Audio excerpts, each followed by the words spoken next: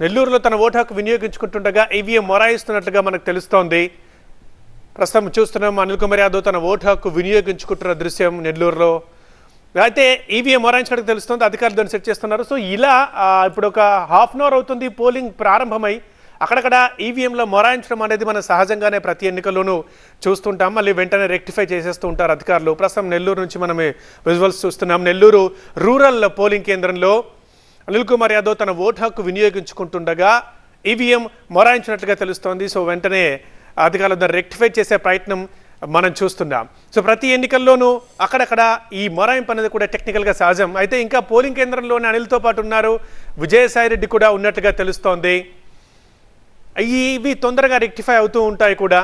So ఇక్కడ మనం చూస్తున్నదైతే నెల్లూరు రూరల్లోని ఒక పోలింగ్ కేంద్రంలో అనిల్ కుమార్ యాదవ్ తన ఓటు హక్కు వినియోగించుకుంటుండగా ఈవీఎం మొరాయించింది. ఆ విజువల్ చూస్తున్నాం.